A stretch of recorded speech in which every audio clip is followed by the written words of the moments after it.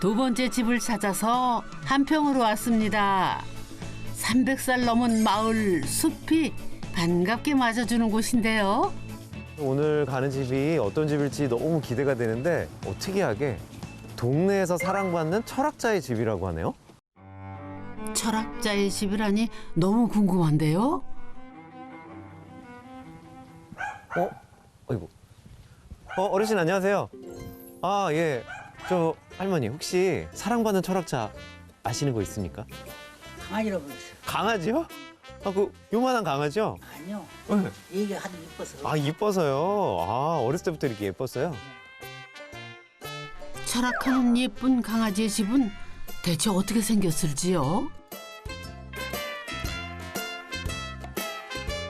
오, 건축주들 나오시는데 아직 강아지는 안 보이지요? 저는 그 동네 할머니 분이 이 강아지 집이라고 해서 되게 작은 집인 줄 알았어요. 강아지 집은 굉장히 큰데요?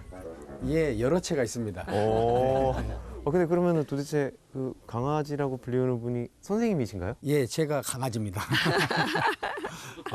아니 근데 어떻게... 제가 올해 64살인데 아마 우리나라에서 64살에 아이고 내 강아지 소리 듣는 사람은 저밖에 없을 겁니다. 예, 제가 여기서 이제 나고 자라다 보니까 어렸을 때부터 저를 봐오셨던 분들은 아직도 그 옛날 모습으로 보시고 옛날 모습에 보면서 옛날에 사랑하셨던 그 마음이 아직도 있으신 것 같아요. 안녕하세요. 한평에서 미래를 열고 싶어하는 철학자 최진석입니다. 이 철학자의 뜻에 함께하고 있는 동지 아내 이문경입니다. 저는 대한민국이 내 집이에요. 대한민국이 내 사적인 공간이에요. 그래서 나는 귀향했다는 생각보다는 집을 좀 넓게 쓴다? 선생님이었던 아버지는 공부 잘하는 아들을 자랑스러워하셨는데 아들은 어릴 적 본 별똥별에 홀려서 철학자가 됐답니다. 그 전에도 별똥별을 많이 봤죠. 별똥별을 많이 봤는데 이상하게 그날 초저녁에 본 별똥별은 나한테 죽음을 생각하게 했어요. 왜 그랬을까요? 왜 그랬을까를 저도 곰곰이 생각해 봤는데 그건 잘 모르겠어요.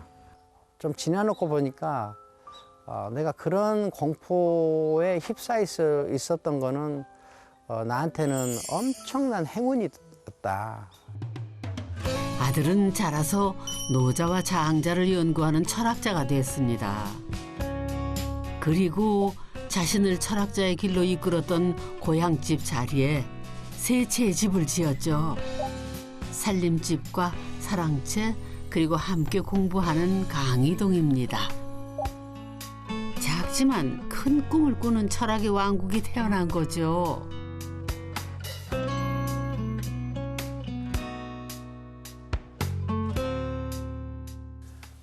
선생님 집이 되게 점잖게 디자인 됐으면서도 좀 세련되고 되게 이렇게 네. 그러니까 주변에서 그렇게 부담스러워 보이지 않으면서도 또 현대적인 미감이 있고 또 이렇게 처마도 길게 뺀 거 보면 기능적인 배려도 굉장히 있고.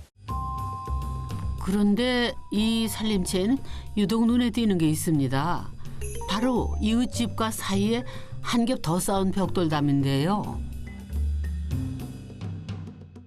뒤에 보니까 이 외벽이랑 똑같은 이 벽돌 재료로 담을 기능이 필요로 할 때 쓰는데 제가 보기엔 굳이 없어도 됐었을 것 같은데.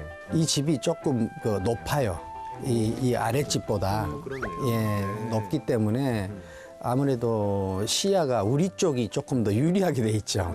뒷집에서 이렇게 내려다보는 느낌이 그렇게 상쾌하지는 않을 것 같더라고요. 그래서 저희가 조금 이렇게 프라이버시를 존중해 드린다는 의사표시를 분명히 해야 될 것 같더라고요. 원래 집 거기 앞에 크게 2층 집이 크게 있었어요. 우리 집은 아주 초라한 집이고 2층 집 크게 있었는데 그 2층 집에서 우리 집을 내려다 봤죠.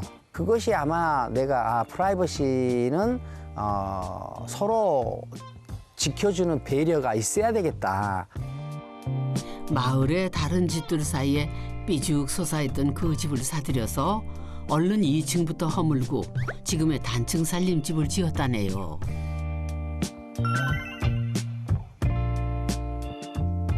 앞에 집에서 이렇게 이쪽으로는 창문도 크게 내지 않았고 또 이렇게 뭐 내려다보는 태도를 취한 적도 없고 문제가 있어서 그런 건 아니고 그런 그 불편한 마음들이 항상 이렇게 생길 수밖에 없는 그런 조건이었죠. 그러니까 나는 앞으로 내가 조금 더 높은 집을 짓고 살면은 그 아랫집을 내려다보지 않는다는 것을 직접적으로 표현하는 어떤 그런 태도가 있어야 되겠다. 혹은 그런 장치가 있어야 되겠다. 그래서 그 연장으로 그러면은 이제 창문 앞에도 우리가 영롱 쌓기라고 하죠. 근데 이제 저도 건축 설계를 하니까 요 포인트들을 좋아할 때가 있어요. 근데 설득시키기 참 어려워요. 맨 처음에는 좀 그런 느낌이 있었거든요. 그래서 이거를 없애야 되나 이런 생각을 했는데 건축가님 말씀을 들으니까 저쪽에 한쪽은 밝은 곳이 있으니까 다른 부분이 좀 약간 은밀하고 좀 이렇게 따뜻한 곳도 있어도 되겠다 싶어서 또 친구를 데리고 와서 또 같이 뭐 차 한잔하고 이러니까 좋더라고요. 이웃을 배려하는 마음의 살림채. 그 안은 어떤지 본격적으로 탐구를 시작해 볼까요?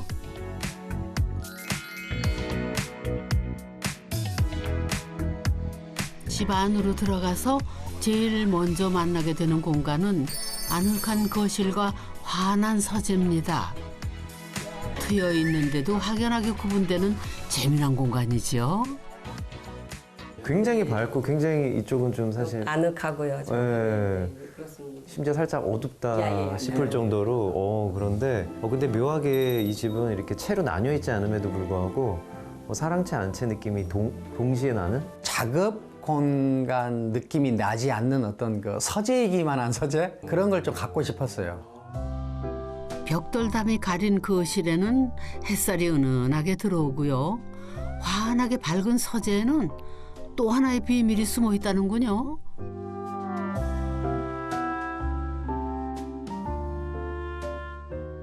아니 근데 이 공간이 정말 우리 예전에 조상들이 즐기던 그 누마루 느낌도 좀 나고요. 이쪽에서 좀 이렇게 조그만 그 파티를 하면서 뭐 사람들끼리 앉아서 놀다가 또 이렇게 이 안에 공간을 또 누리고 이렇게 하는 의도로 이렇게 만들었는데 좀 한번 열어봐 드릴까요? 예.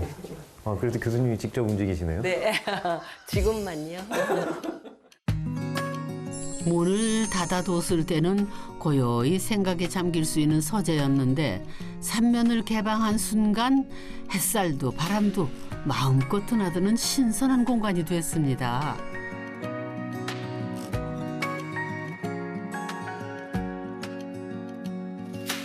서재가 개방된 날에는 할머니들이 우리 강아지 여기 있나 하면서 놀러 오기도 한답니다.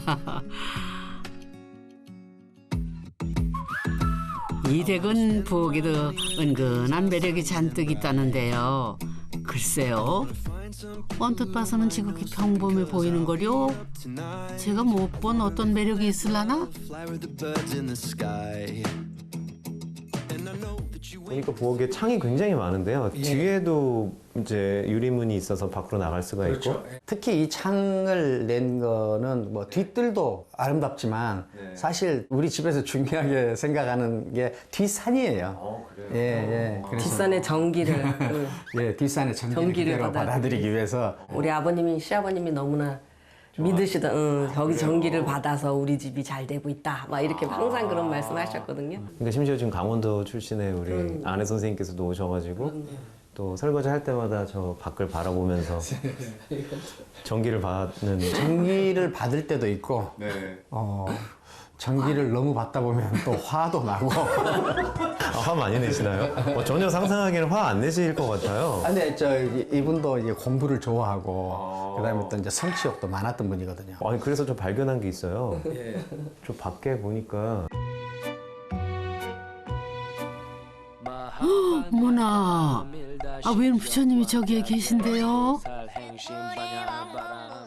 부처님을 보고 마음을 달래라. 평화를 찾으라. 이제 너무 재밌는 게 어느 날 설거지를 하고 있는데 우리 신랑이 저 앞에서 뭘 말하고 있어요. 그래서 뭐 하냐고 했더니 거기다가 인터넷 쇼핑몰에서 불상을 사서 거기서 했던 글루로 거기에 붙이고 있더라고요. 이 사람은 그 일상적인 그런 일상적인 일 거기서는 큰 즐거움을 그 못 느끼는 사람이거나 아니면은 안 느끼는 사람이거나 그런 것 같아요. 두 분은 캠퍼스 커플이었답니다. 하지만 아내는 결혼 뒤 전업주부로 살면서 목마름이 컸다네요. 3일 수능을 2번이나 보고요. 그러니까 그 자기 실력이 얼마나 남아 있는가 이것이 궁금해서 수능을 보는 성품이니까 어떤 사람이라는 거 좀 짐작이 되실 거예요. 내가 너무나 이기적인 모습을 취한다지 그러면 이제 좀 프라이팬으로 뒤통수를 깐다 그러더라고요. 가끔 좀 약간 뒤통수를 때려주고 싶다 하는 얄미운 소리를 할 때도 있고 가끔 그렇습니다.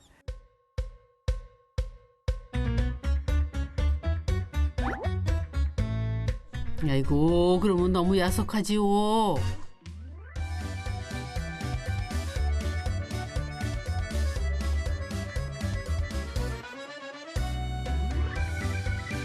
프라이팬까지는 아니어도 그냥 손으로 등짝 한 대 감이긴 한데요.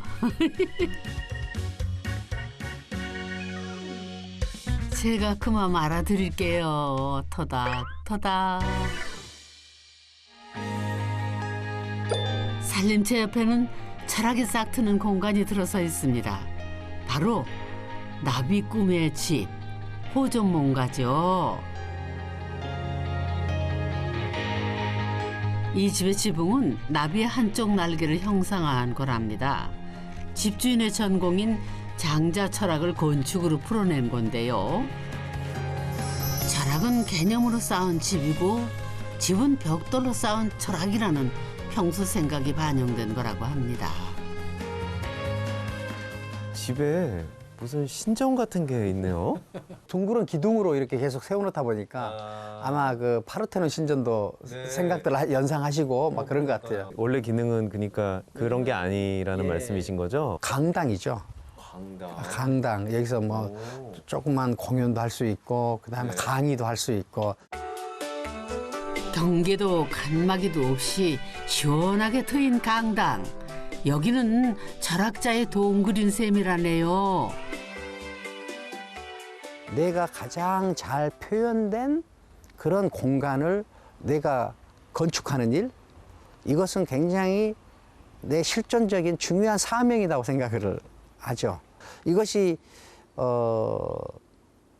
표현된 공간과 나 자신과 이렇게 일체가 됐을 때는 그 집이 자신의 왕국이 되는 것 같아요. 아니 근데 그 건축물이 위치하는 곳이 너무 좋은 곳이라 여기에 사실은 두 분이 기거하시는 집을 지어도 되게 좋았겠다는 생각이 드는데 여기는 옛날에 밭이었어요. 예. 그래서 여기다 밭에서 마늘도 심고 뭐 양파도 심고 그랬는데 우리 어머니가 가끔 뽑으라고 그러시면은 아 저놈은 밭이나 없어져 버리면 좋겠다 싶었는데 우리 어머니께서 남기고 가셔가지고 거기다가 이렇게 우리 미래를 준비하는 공간을 만들 수 있게 됐습니다. 제가 어디선가 본 것 같아요. 이 건물이 상을 되게 좋은 상을 받았다고 얘기를 들은 것 같아요. 세계 건축상을 뭐 2개 받았어요. 그래요? 예. 그런데 이곳과 살림채와 사랑채, 세 채 모두 건축가가 다르다고 합니다. 아니 무슨 사연이 있던 거래요? 싸우셨나? 처음 집을 지으면서 아, 이 집을 짓는 일이 이렇게 쾌락적이구나. 쾌락이 크구나 하는 것을 느꼈고요. 그런데 한 건축가의 철학만 느끼는 것보다는 다른 건축가의 철학도 느끼고 싶은 거예요. 그래서 다른 집을 또 짓는다면 집을 짓고 보니까 집은 자꾸 짓고 싶더라고요. 그러면 마지막 사랑채에는 또 어떤 철학이 담겨 있을지 탐구하러 가보실까요?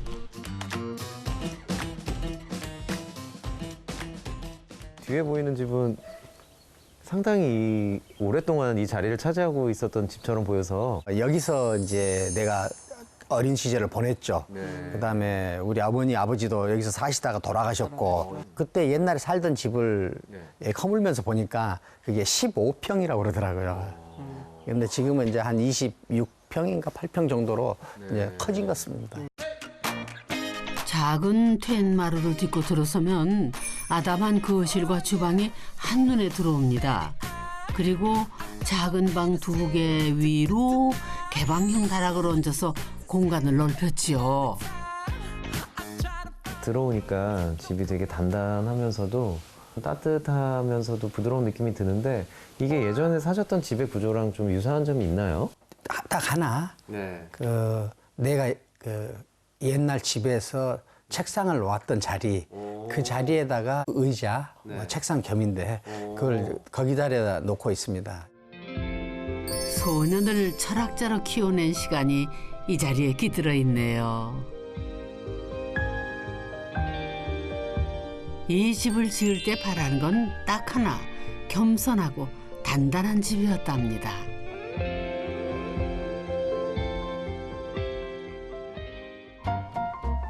요즘 부부는 부모님이 남긴 뒤뜰을 돌보는데 열중하고 있답니다. 아내는 이 시간이 내심 반갑다는데요. 정원 가꾸면서 일을 같이 하면 아무래도 시간을 많이 보내게 되죠. 그전보다는. 남편이 철학으로 마음밭을 일구는 동안 아내는 실제 정원을 가꾸는 공부를 했답니다. 오케이. 여기를 살려야 돼요. 기륭을. 여기가 나무에 면역 체계가 있는 곳이라 그랬어. 자, 여기 잘라. 요거는 잘랐어. 힘들구나. 아니 힘든 게 아니라 응. 나한테 지시하니까 되게 기분 나쁘네. 힘은 안 드는데 지시하니까 기분 나빠? 응. 아이고 참네. 어떻게 해야 이 병을 고칠까? 그러게요. 그 병 얼른 고치셔야겠다. 아니 가끔 화가 날 때도 있는데 좀 불만이 있고 근데 이제 일간지에다가 글을 딱 써내요. 딱 써내는데 정말 내가 하고 싶은 얘기를 너무나 정확하고 또 아주 그냥 유려한 문체로 써내면 그래 뭐 이렇게 쓰는 사람이니까 밥 한 끼 더 해주지 뭐 이런 느낌이 든다니까요. 태진아 씨의 노래 동반자가 생각나네요. 내 생애 최고의 선물은 아내와의 만남이랬죠. 정원 해놓으면 동네 사람들도 왔다 갔다 할 거고 요 앞에 초등학교 학생들도 이쁘면 올 수도 있고 한번 잘 만들어 보자고. 또 바쁘시겠죠? 아니야. 바쁘시고 이제 또 이제 나가셔서 잘 안 들어오시겠죠? 열심히 만들어야지. 열심히 만드는 과정에 이제 부부가 있다는 거를 나도 뒤에 있다는 거를 좀 명심해 주시고. 감사합니다. 부부가 함께 만든 정원 꼭 보여주실 거죠? 정서적으로나 아니면 감정적으로 안정이 돼서 다른 곳으로 넘어갈 수 있는 어떤 발판이 되는 것 같은 그런 느낌이 들어요.